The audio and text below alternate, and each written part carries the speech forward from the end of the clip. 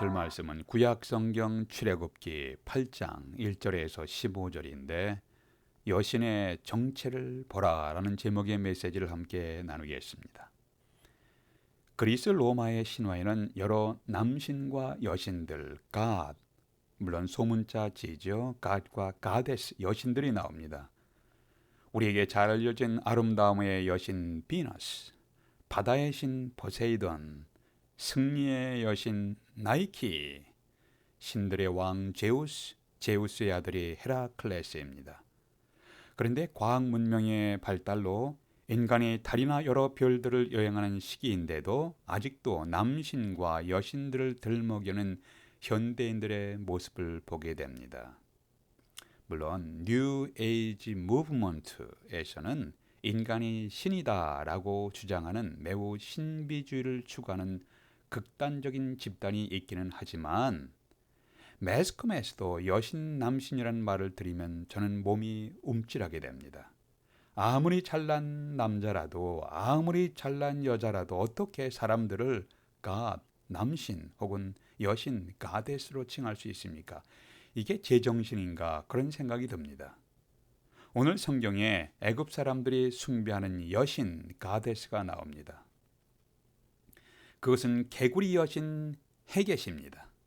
몸과 머리가 개구리 모양을 한 여신입니다. 애굽 사람들은 개구리를 신처럼 생각했습니다. 고대에는 자녀를 많이 낳는 것이 큰 재산이었습니다. 아마도 노동력과 관련이 있었을 겁니다. 개구리가 생식력이 좋기 때문에 다산을 하고 여인의 출산을 돕는 신이라고 믿었습니다. 애굽인들은 전통적으로 개구리를 먹지 아니하고 고대 애굽에는 아예 개구리 요리가 없었다고 합니다. 그런데 이렇게 다산의 신이며 생식의 여신인 개구리로 인하여 온 애굽이 큰 고통을 당하게 되는 사건이 오늘 성경에 나옵니다. 죄송합니다. 개구리 재앙은 바로 그들이 신으로 섬기는 개구리에 의해서 오히려 큰 피해를 입는 사건입니다. 자신들이 숭배했던 개구리 모양의 여신 헤겟은 축복을 가져오는 것이 아니라 재앙을 가져오는 우상신인 것을 애굽 사람들은 경험하게 됩니다. 하나님께서 애굽인들이 숭배했던 나일 강물을 핏물이 되게 하심으로 나일 강의 신들이 하나님 앞에서 아무런 능력이 없는 허구라는 것을 보여주셨습니다.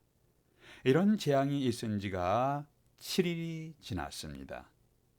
하나님은 다시 모세에게 너는 애굽 왕 바로에게 가서 하나님의 말씀에 내 백성을 보내라. 그들이 나를 예배할 것이니라 라고 메시지를 전달하게 하셨습니다. 1절입니다. 그런데 2절에서 만일 내 백성 이스라엘을 애굽 땅에서 내어 보내기를 거절하면 내가 개구리로 너의 온 땅을 치리라. 오늘날 성경을 통해서 계속적으로 하나님의 메시지를 듣고도 하나님을 거역하며 하나님 이외의 다른 우상들을 섬길 때 우리에게 어떤 일이 발생할 것인가? 이것이 오늘 메시지의 초점입니다. 첫 번째, 우상 숭배는 하나님의 심판이란 재앙을 불러옵니다. 우상 숭배는 하나님의 심판이란 재앙을 불러오게 됩니다. 2절 말씀 다시 보겠습니다. 내 백성을 보내라.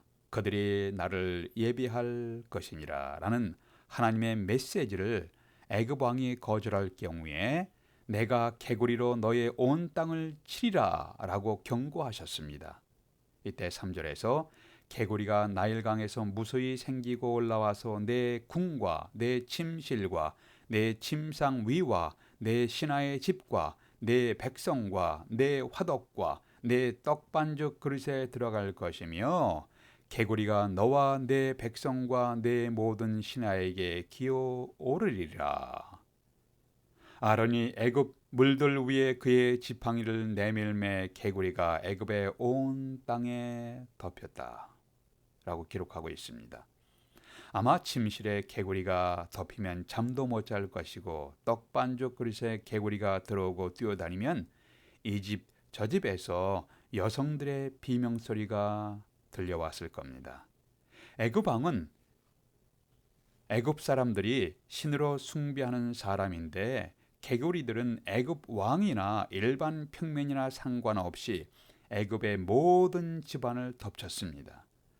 아이들은 장난하며 즐거워했을지도 모르겠지만 일반 사람들은 징그러워하며 온갖 비명을 지르면서 괴로워했을 것을 충분히 상상할 수가 있습니다.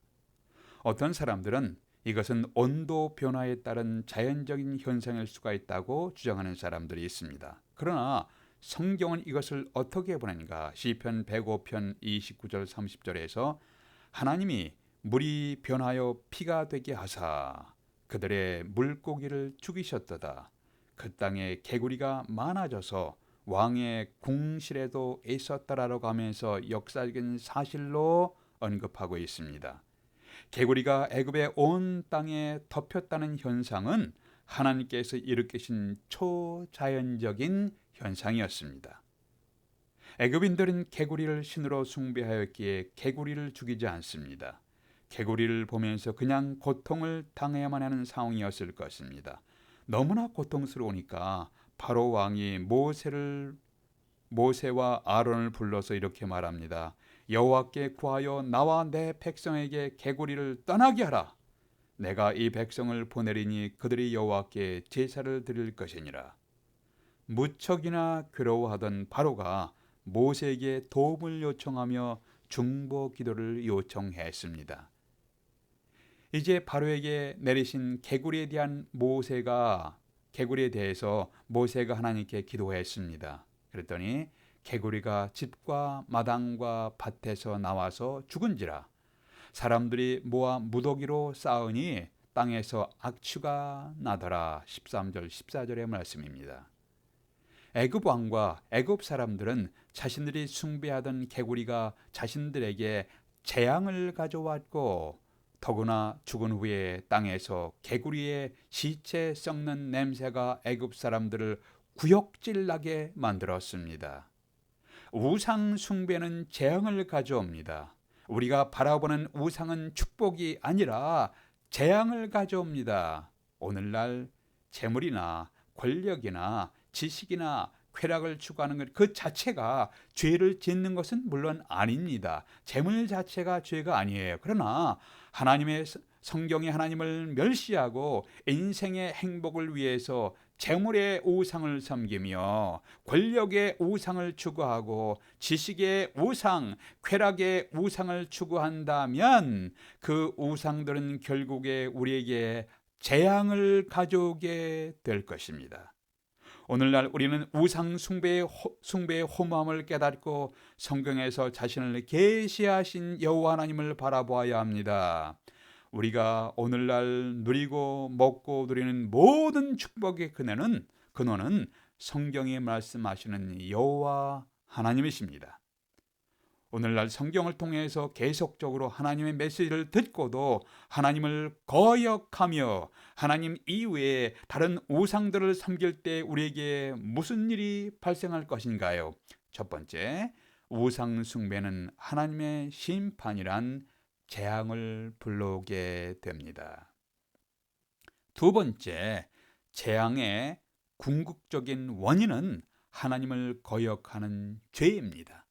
우리가 경험하는 이 땅에서 경험하는 재앙의 궁극적인 원인은 하나님을 거역하는 죄입니다. 8절에서 바로는 개구리 재앙으로 고통을 당하면서 절박하게 재앙을 제거해 달라고 기도를 요청을 했습니다.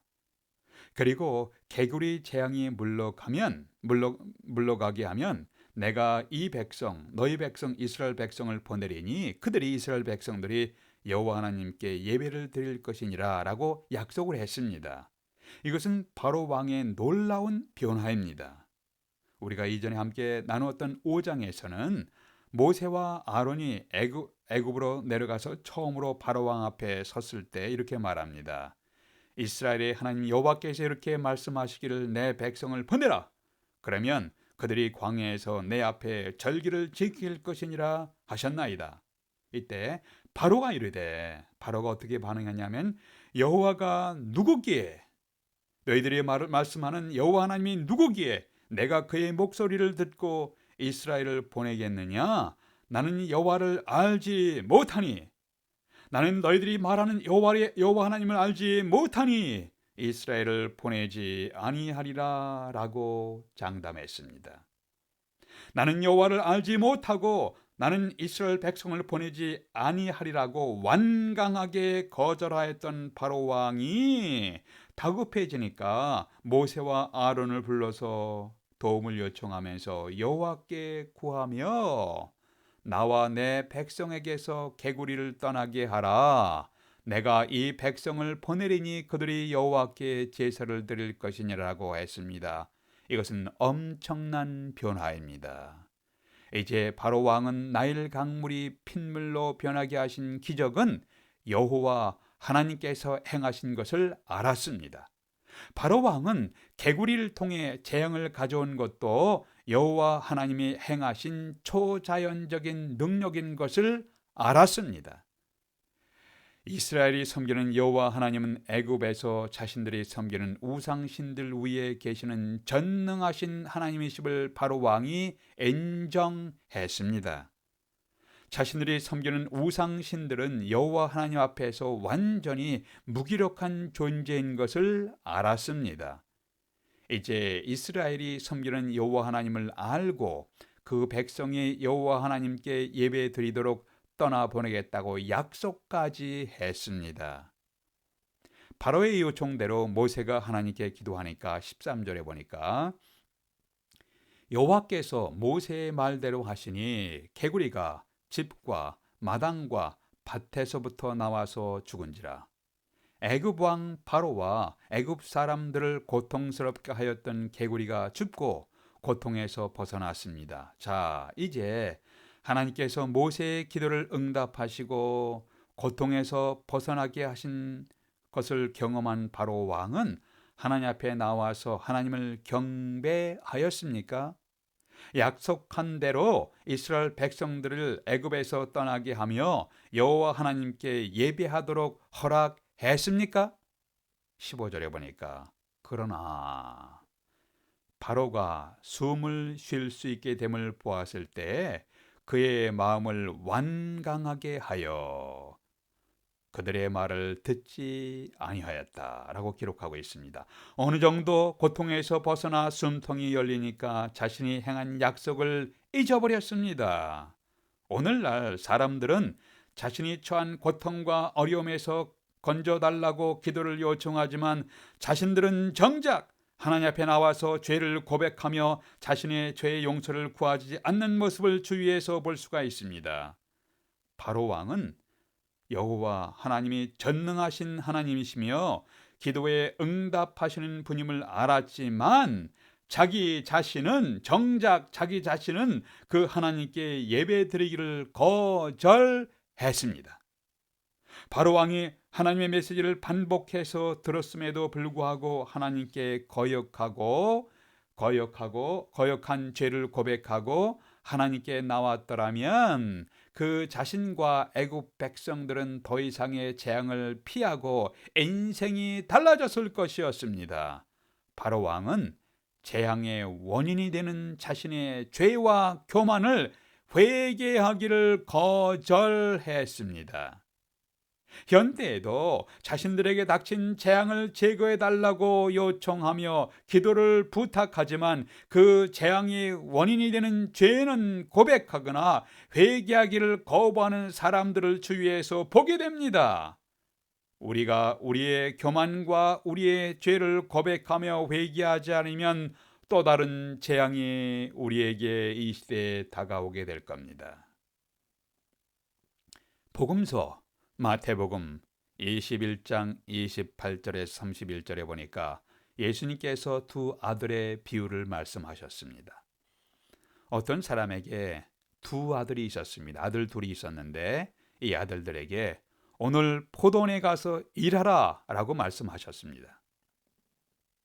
이때 첫째 아들은 아버지의 말씀대로 가서 일하겠나이다 하였으나 실제는 포도원에 가서 일하지 않냐고 다른 곳에 갔습니다. 둘째 아들은 가기 싫어요. 라고 하였다가 자신의 잘못을 뉘우치고 포도원에 가서 일했습니다. 이때 예수님께서 말씀하시되 이 두 아들 중에서 누가 아버지의 뜻대로 하였느냐라고 물으니까 아버지의 말씀에 싫습니다라고 하였다가 거역하였다가 나중에 자기의 잘못을 회개하고 아버지의 말씀에 순종하여 포도원에 가서 일한 둘째 아들입니다라는 응답이 나왔습니다.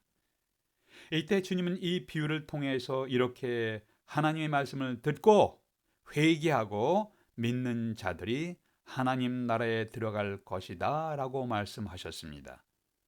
하나님의 말씀에 거짓으로 순종할 것을 약속한 자들은 영원히 하나님 나라에 들어갈 수가 없습니다. 우리는 크리스찬이야 혹은 우리는 하나님을 믿는다라는 말을 하는 것만으로는 하나님 나라에 들어가며 죄악의 형벌에서 구원받지 못합니다.